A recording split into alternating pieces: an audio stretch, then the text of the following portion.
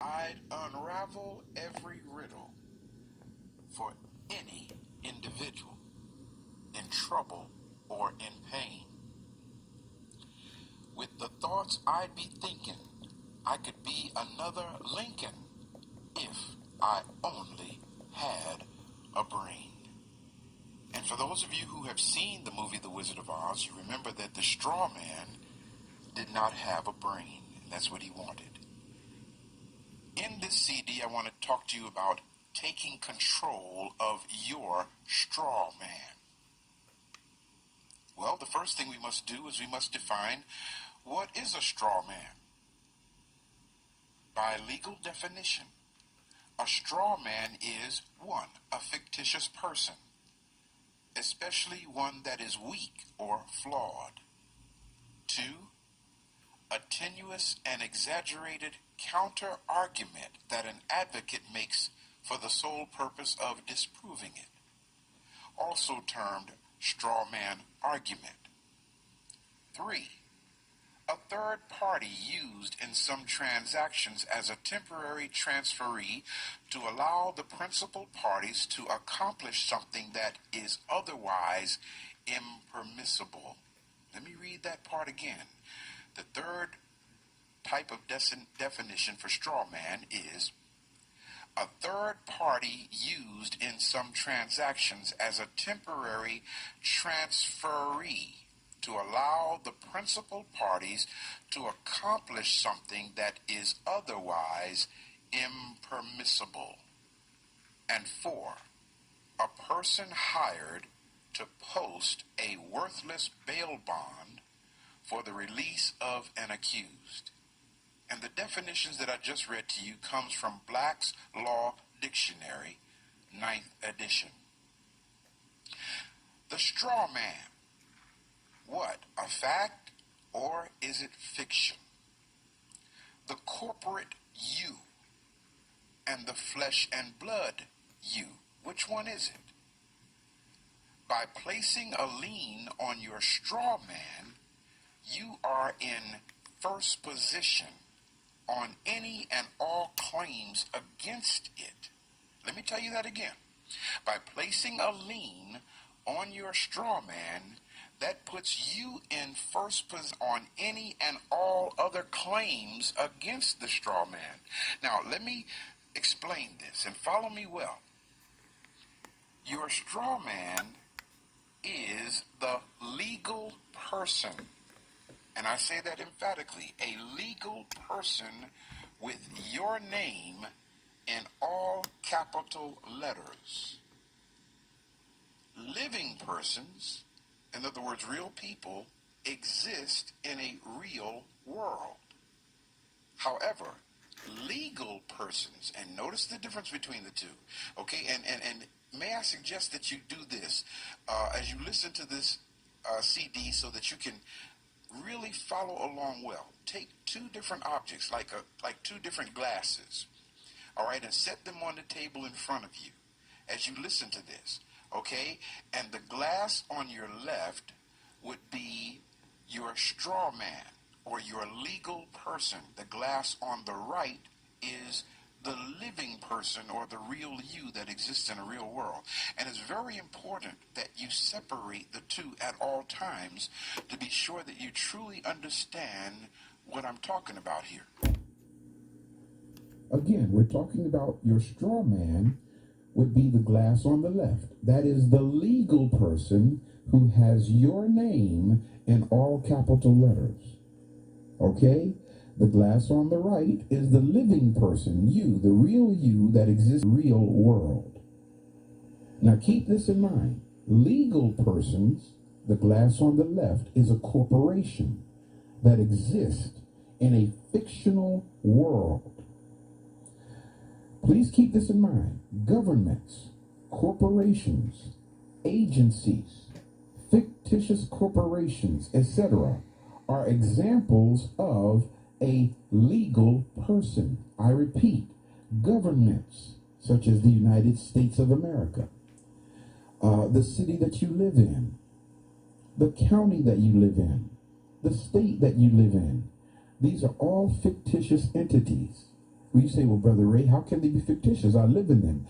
I mean, from a legal perspective, corporations like IBM, AT&T, Pizza Hut, you name it. These are all corporations, agencies, any business. They're all fictitious entities under the letter of law. These are examples of a legal person, not a living person, a legal person. Also keep in mind that legal persons by law can only deal directly with other legal persons. Did you hear that? The only way that a legal person can deal with another legal person, or another person, has to be another legal person. Okay, a legal person cannot deal directly with a living person, meaning the real you. So in order for the city that you live in to deal with you, okay, or your credit card company, all right, or your mortgage company, okay, or the company that holds your car note, any debt that you have, any bill that you owe, they're dealing with the legal person and not the real living person. They're dealing with the glass on the left, not the glass on the right. Now, in order for a legal person to deal with a living person, there must be a connection. There must be a go-between. And this is so important to understand in taking control of your straw man. Now, to establish a connection, a fictional legal person was deceitfully created by the government. And you didn't know that. The reason why you didn't know it is because you had just been born. Okay? So to establish this connection, a fictional legal person was deceitfully created by the government. That's right.